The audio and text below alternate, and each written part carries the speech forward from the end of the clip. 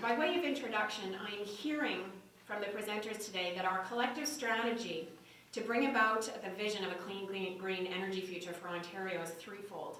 And for the sake of rhetoric, I can label these as hope, power, and resistance. And hope is our response to Gord Miller's call to action that we communicate our vision in ways that are smart and clever and technical and costed, but also simply to those people who need an alternative to the Canadian Nuclear Association ads, for example. Power is the involvement that we have with the election campaign, for example, to go about in configuring political power in Ontario in ways that will be more predisposed to make our vision happen. And thirdly, and this is what I want to talk to you about today, is resistance. I actually think that our task is to stop nuclear. No political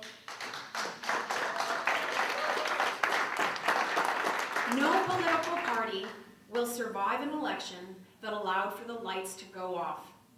In the circumstances where the only option to keep those lights on are the cheap, efficient, fast ways of building, which is our vision, when that is the only vision possible to keep the lights on, is when we will win.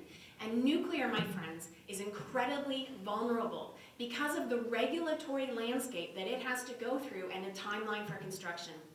And the comments that I'm about to make, I need to underscore, I make only as a lawyer and not in association with any of the environmental or Aboriginal or citizen groups that I'm otherwise involved in. I want to talk to you, I want to give you a quiver to put in your sack when you are talking about resistance in the context of nuclear.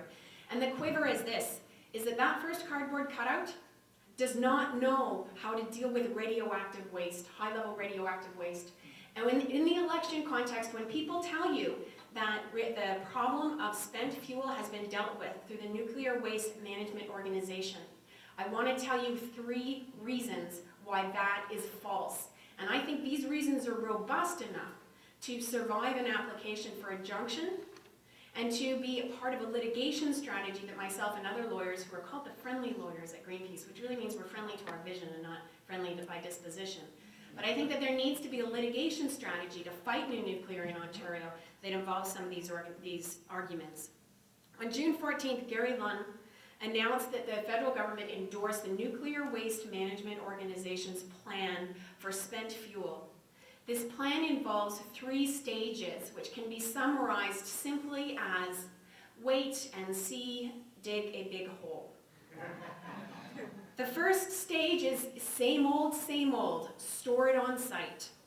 Secondly is possibly, depending upon whether or not we can solve some technical problems like transportation, store it as central site. And third is Operation Big Hole, but don't dig the hole in such a way that we can't go and get it, in case we need to go and get it 300 years down the road. So you can imagine, for example, a technology in existence today to protect us from lethal pollution that was designed in the 16th century. The first 2 stages of storage and centralized storage will take 60 years. There's no rush, my friends. The problems with the NWMO, firstfold, is that Aboriginal people once again got really, really screwed.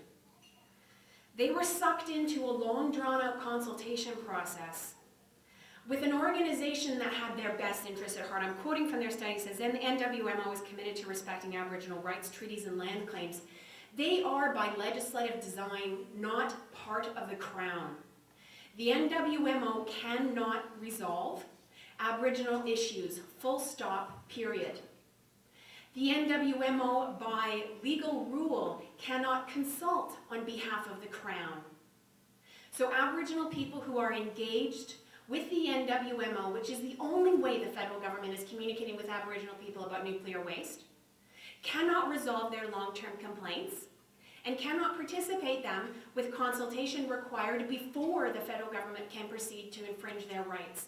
And in the context of trying to recover collectively on a societal level from 200 years of culpable colonization, we're going to top that off. The cherry on the colonization sundae is going to be nuclear waste in some Aboriginal community. As someone who's benefiting from the energy of nuclear waste, if I can, I will not allow that.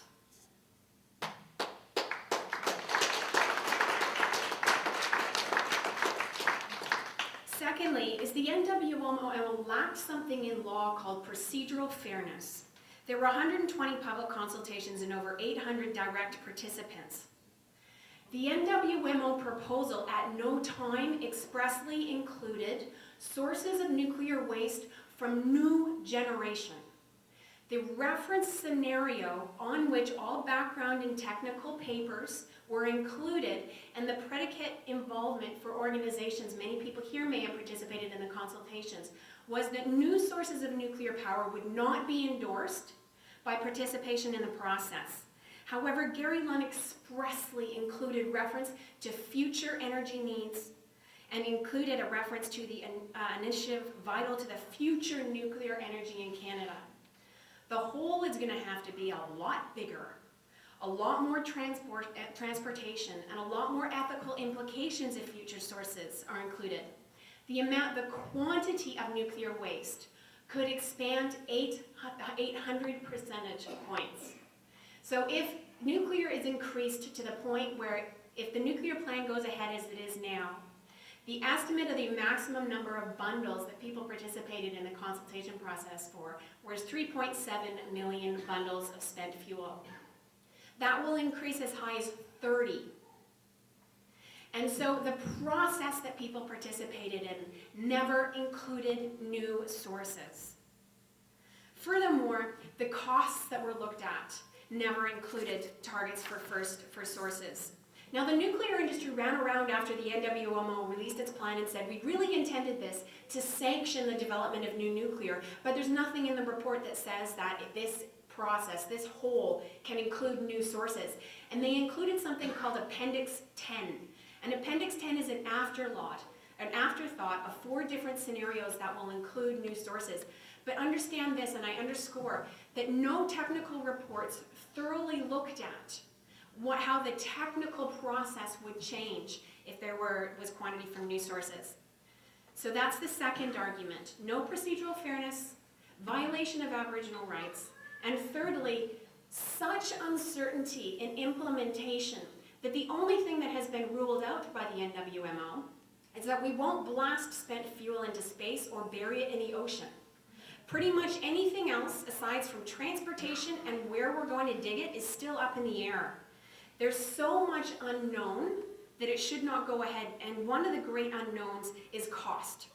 So they will tell you over and over that the nuclear industry is going to pay for the long-term storage of nuclear waste. Not true.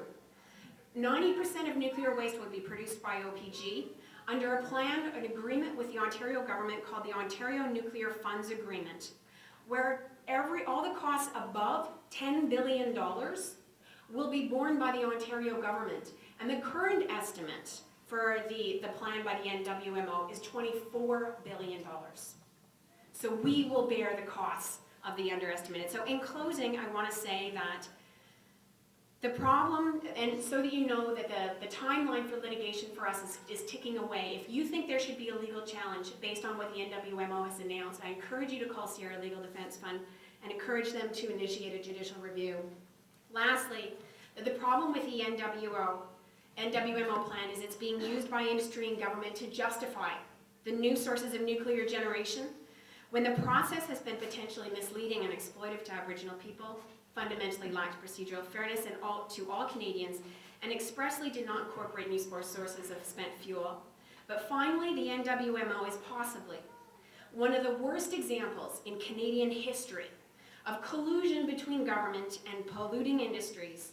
Its lofty ideals and rhetoric, volumes of background and technical reports are bafflegab, designed to distract and to apologize for an environmental harm that is, in human terms, timeless and immoral. Thank you.